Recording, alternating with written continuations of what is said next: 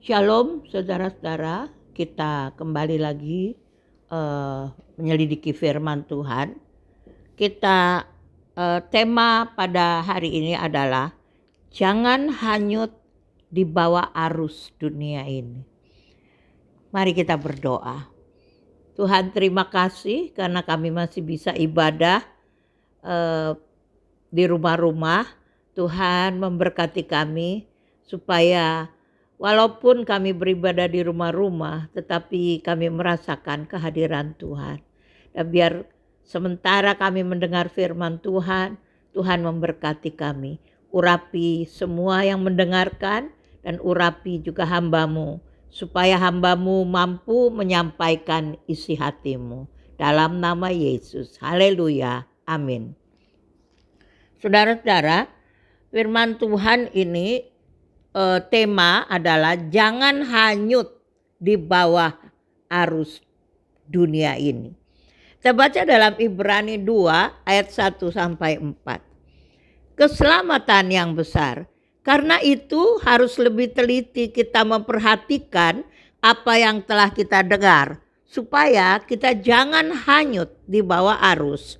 Sebab kalau firman yang dikatakan dengan perantaran malaikat-malaikat tetap berlaku, dan setiap pelanggaran dan ketidaktaatan mendapat balasan yang setimpal, bagaimanakah kita akan luput jikalau kita menyia-nyiakan keselamatan yang sebesar itu, yang mula-mula diberitakan oleh Tuhan dan oleh mereka yang telah mendengarnya kepada kita dengan cara yang dapat dipercaya, sedangkan Allah meneguhkan kesaksian mereka oleh tanda-tanda dan mujizat-mujizat dan oleh berbagai-bagai pernyataan kekuasaan dan karena Roh Kudus yang dibagi-bagikannya menurut kehendaknya. Saudaraku, dunia memang menawarkan hal-hal yang membuat orang tertarik untuk menikmatinya. Sesudah itu ternyata orang akan sadar bahwa hal itu hanya sementara saja. Dan membuat dunia itu akan membuat orang ingin lagi dan ingin lagi. Semakin lama orang itu akan hancur. Orang itu akan malas. Orang itu akan jauh dari Tuhan. Contohnya saudaraku, ada tarikan-tarikan dari melalui internet. Ada gambar-gambar yang tidak layak untuk dilihat. Ada film-film yang tidak layak untuk ditonton. Dan ada judi di dalam internet. Saudaraku, kita harus berhati-hati. Hal itu berusaha untuk menarik kita supaya kita hanyut di bawah arus dunia ini. Kita baca di dalam 1 Yohanes pasal 2 ayat 17. 1 Yohanes 2 ayat 17. Dan dunia ini sedang lenyap dengan keinginannya. Tetapi orang yang melakukan kehendak Allah tetap hidup selama-lamanya. Saudaraku, kalau kita mau ikut dunia, dunia ini sedang lenyap dengan keinginannya. Arus itu sedang menuju kepada kebinasaan. Tetapi dia ingin menarik banyak orang untuk ikut hanyut di dalam arus kebinasaan itu. Nah saudaraku, jadi kita harus waspada terhadap arus dunia ini. Kita ini kepunyaan Tuhan, sudah ditebus dan sudah dibayar lunas. Jangan lagi kita terbawa oleh arus dunia ini. Saudaraku, dikatakan bahwa keselamatan itu besar. Keselamatan itu bukan hal-hal yang kecil, tetapi itu besar. Karena Allah merencanakannya dari Taman Eden. Allah sudah merencanakan bahwa dia akan mengirim Yesus untuk mati di kayu salib, untuk menanggung segala dosa kita, hukuman dosa ditanggung di atas tubuhnya di kayu salib, supaya kita yang percaya kepadanya tidak binasa. Nah, saudaraku, bagaimana supaya kita tidak hanyut terbawa oleh arus dunia ini? Kita lihat di dalam ayat-ayat Ibrani pasal 2 ini. Yang pertama, kita harus teliti dalam mendengar firman Tuhan. Saya bacakan ayat 1. Karena itu harus lebih teliti kita memperhatikan apa yang telah kita dengar, supaya kita jangan hanyut di bawah arus. Jadi kita harus teliti mendengar firman Tuhan. Saudaraku, ada banyak orang yang mendengar firman Tuhan itu bukan dalam posisi dia belajar, tetapi dalam posisi sedang mendengar, mendengar saja. Itu sebabnya ada banyak orang yang hanya dengar, kadang-kadang ngantuk, kadang-kadang dia ada buka-buka HP, karena dia hanya mendengar saja. Dia tidak mendengar dengan teliti, dengan sikap seorang yang belajar. Saudaraku, saat firman Tuhan disampaikan, kita harus benar-benar fokus. Kita harus teliti memperhatikan firman Tuhan. Teliti dalam bahasa Yunani, proseko. Proseko itu artinya dipegang dengan erat. Artinya hati itu menjaga hati benar-benar. Artinya menjaga pikiran harus sesuai dengan itu. Dengan pengajaran itu. Itu artinya teliti. Nah, saudaraku, kita bisa juga untuk supaya kita dalam sikap belajar, dalam kita sikap yang serius dalam mendengar firman Tuhan, kita bisa pakai tulis, buat catatan-catatan firman Tuhan untuk pribadi kita, untuk kita nanti pelajari kembali. Saudaraku, saudara tidak mungkin saudara hanya duduk dan mendengar saja begitu. Saudaraku, itu hanya mungkin 10% masuk atau 25% itu sudah bagus masuk. Tapi kalau saudara catat, itu lebih banyak yang masuk. Bahkan kalau saudara ulang lagi. Nah, apa artinya teliti mendengar firman Tuhan? Itu saudara betul-betul mengulang lagi, baca lagi, sehingga timbul rasa ingin tahu. Timbul rasa ingin lebih dalam lagi belajar firman Tuhan itu. Jadi baca berulang-ulang, cari tahu, memahami isi daripada firman Tuhan. Maksudnya Tuhan apa untuk hidup saya ini. Saudara gali firman Tuhan. Mari kita lihat di dalam 2 Timotius 3 ayat 16. 2 Timotius 3 ayat 16. Segala tulisan yang diilhamkan Allah memang bermanfaat untuk mengajar, untuk menyatakan kesalahan, untuk memperbaiki kelakuan, dan untuk mendidik orang dalam kebenaran. Saudaraku, berarti kalau kita dengar firman Tuhan itu untuk mengajar kita. Itu untuk ajar orang. Untuk menyatakan kesalahan. Karena kita tidak selalu benar. Banyak hal kita buat salah di hadapan Tuhan. Karena kita tidak mengerti kehendak Tuhan. Tapi firman Tuhan akan mengajar kita. Akan menyatakan kesalahan kita. Dan akan memperbaiki kelakuan kita. Dan akan mendidik orang, mendidik kita dalam kebenaran. Saudaraku, kelakuan kita perlu diperbaiki. Walaupun kita merasa saya sudah berkelakuan sangat baik. Saudaraku, itu menurut kita. Bagaimana menurut Tuhan? Ada hal-hal yang tersembunyi yang kita tidak bisa lihat, kita tidak bisa tahu, hidup kita ini sudah benar atau tidak. Kelakuan-kelakuan kita sudah benar atau tidak. Kita seringkali gak tahu. Kecuali Tuhan membukakannya. Itu sebabnya mari kita belajar firman Tuhan dengan teliti. Waktu mendengarkan firman Tuhan, catat, gali lagi, baca berulang-ulang. Dan saudaraku, yang kedua, bagaimana supaya kita tidak terbawa arus dunia ini. Di dalam ayat 2, kembali kepada kitab Ibrani pasal 2 tadi. Di dalam ayat 2 dikatakan, sebab kalau firman yang dikatakan dengan perantaran malaikat-malaikat tetap berlaku, dan setiap pelanggaran dan ketidaktaatan mendapat balasan yang setimpal. Yang kedua, kita harus taat kepada firman Tuhan. Dikatakan ketidaktaatan mendapat balasan yang setimpal.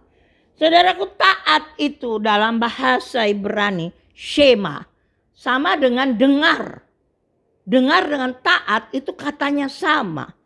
Artinya patuh, artinya mendengarkan, artinya memberi perhatian, artinya memahami, dan artinya selalu melakukan, berusaha mempraktekkan apa yang kita dengar.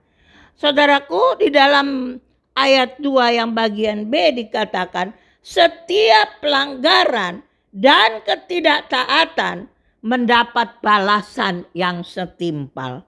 Saudaraku, balasan itu apa? Yaitu kita tidak akan masuk. Saudaraku, kita harus memperhatikan ini.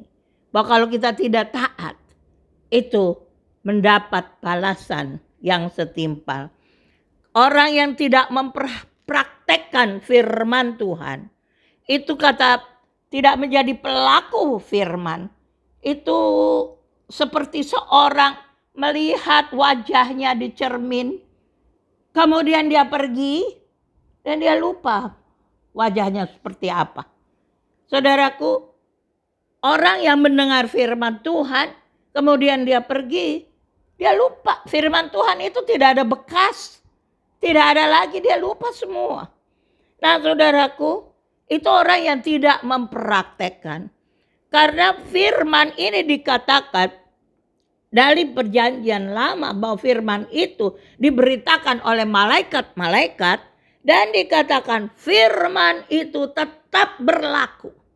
Firman tetap berlaku. Kita baca di dalam Roma pasal 6 ayat 15 dan 16.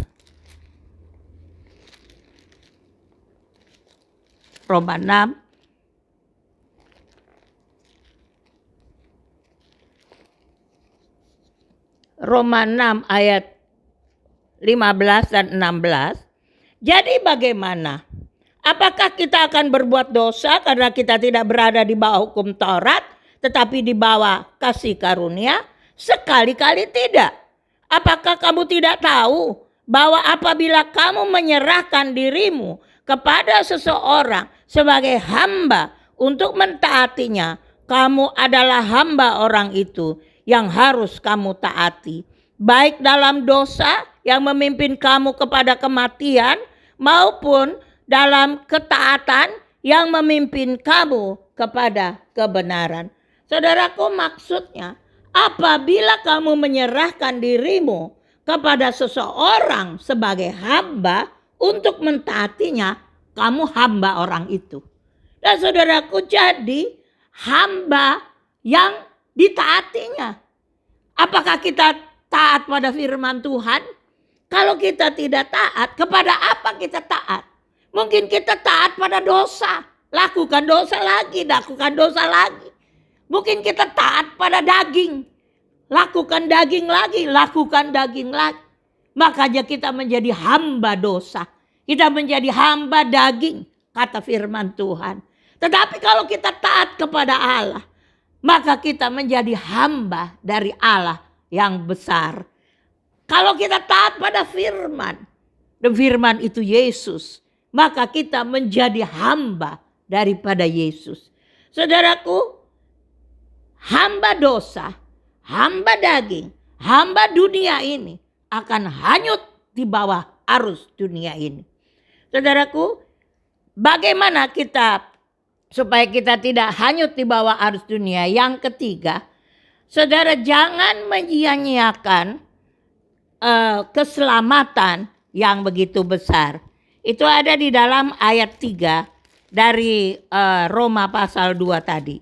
Saudaraku, jangan menyia-nyiakan keselamatan yang begitu besar. Dikatakan bagaimana kita akan luput jika kita menyia-nyiakan keselamatan yang sebesar itu. Saudaraku, menolak dalam bahasa Ibrani syalu. Itu artinya tidak menghargai. Jadi tidak menghargai keselamatan itu. Tidak memperhatikan keselamatan itu. Tidak memelihara keselamatan itu. Menganggap remeh keselamatan itu. Tidak memperdulikan keselamatan itu. Saudaraku, ada dua cara saudara menyia-nyiakan keselamatan. Yang pertama adalah waktu terima keselamatan. Waktu ditawarkan saudara tentang keselamatan, saudara tolak. Waktu ditawarkan tentang Yesus, untuk menerima Yesus, saudara tolak. Maka saudara menyia-nyiakan keselamatan itu. Tapi ada yang kedua. Yang kedua, pada waktu saudara ditawarkan keselamatan itu, saudara terima. Tetapi setelah saudara terima, saudara sia-siakan dia. Saudara sia-siakan keselamatan itu. Saudara tidak memperhatikan, tidak mengurus. Saudaraku, dalam bahasa Yunani, menolak itu adalah aleteo. Ateteo. Ateteo itu sama kata yang dipakai di dalam Matius 22 ayat 5 dan 6. Matius 22 ayat 5 dan 6. Tetapi orang-orang yang diundang itu, ini perumpamaan Tuhan Yesus, bahwa diundang orang-orang dalam perjamuan, tetapi orang-orang yang diundang itu tidak mengindahkannya. Ada yang pergi ke ladangnya, ada yang pergi mengurus usahanya, ada yang lain menangkap hamba-hambanya, menyiksanya, dan membunuhnya. Saudaraku, ini menyia-nyiakan, katanya sama. Yang dipakai adalah ateteo. Saudaraku, dia lebih memilih untuk memperhatikan ladangnya daripada mengikuti undangan ini, keselamatan. Dia lebih memilih memperhatikan keluarganya daripada ini, keselamatan ini. Dia lebih memilih bisnisnya. Dia lebih memilih untuk cari uang daripada memperhatikan keselamatan. Saudaraku, maksudnya kenapa dia tidak memperhatikan? Karena dia terlalu sibuk. Karena dia tidak ada waktu. Karena itu bukan prioritas pertama dalam hidupnya. Saudaraku, orang itu menganggap tidak terlalu penting keselamatan itu. Orang itu mengejar hal-hal yang sementara, yaitu cari uang. Dia mengabaikan hal-hal yang kekal. Saudaraku, sebab itu kita harus memperhatikan rohani kita. Keselamatan kita harus diperhatikan. Yang keempat, yaitu bagaimana supaya kita tidak hanyut terbawa arus ini. Saudaraku, kita harus minta tuntunan Roh Kudus di dalam hidup kita. Itu ada di dalam ayat yang keempat dari Ibrani 2 ini. Dan saudaraku, Roh Kudus sangat berperan di dalam membimbing kita. Yohanes 16 ayat 12 sampai 14 itu mengatakan bahwa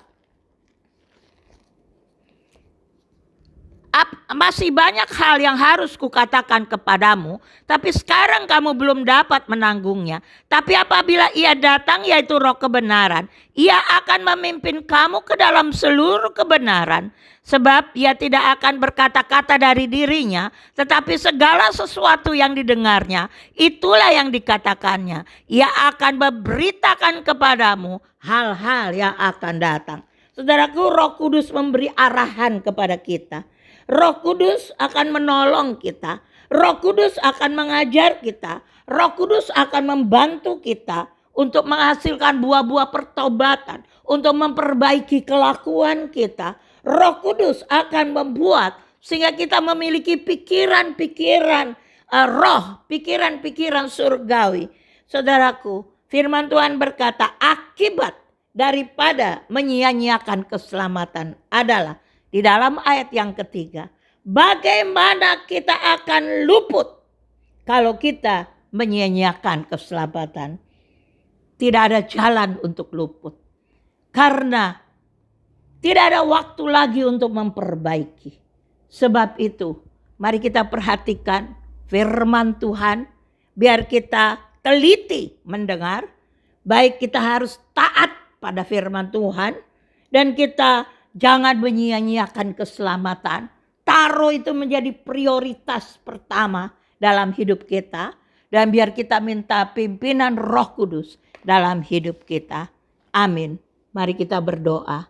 Terima kasih Tuhan, kami belajar hari ini untuk kami tidak menyia-nyiakan keselamatan. Tetapi Tuhan, kami tidak mau terbawa oleh arus dunia ini. Roh Kudus tolong kami supaya Tuhan, Roh Kudus membimbing kami supaya kami dapat sungguh-sungguh berkenan di hadapan Tuhan. Terima kasih Tuhan. Kami berdoa untuk situasi saat ini. Tuhan, biar supaya situasi COVID-19 ini selesai Tuhan. Kami hanya serahkan dalam tangan Tuhan. Kehendak Tuhan yang jadi. Kami berdoa untuk jemaat Tuhan. Biar Engkau memberkati setiap jemaat yang sungguh-sungguh hatinya mencari Tuhan. Terima kasih Tuhan. Mari saudara-saudara kita bangun berdiri. Kita mau siapkan hati kita dan terima berkat Tuhan. Tuhan memberkati engkau dan melindungi engkau. Tuhan menyinari engkau dengan wajahnya dan memberi engkau kasih karunia. Tuhan menghadapkan wajahnya kepadamu dan memberi engkau damai sejahtera. Diberkatilah engkau pada waktu masuk rumahmu dan diberkatilah engkau pada waktu keluar rumahmu. Tuhan akan membuka bagimu perbendaharaannya yang melimpah dan memberkati segala pekerjaanmu. Tuhan akan mengangkat engkau menjadi kepala dan bukan menjadi ekor. Engkau akan tetap naik dan bukan turun apabila engkau mendengarkan perintah Tuhan dan melakukannya dengan setia. Kasih karunia dari Tuhan Yesus Kristus, kasih Allah Bapa, persekutuan dengan Roh Kudus menyertai saudara-saudara sekalian mulai saat ini sampai selama-lamanya. Amin.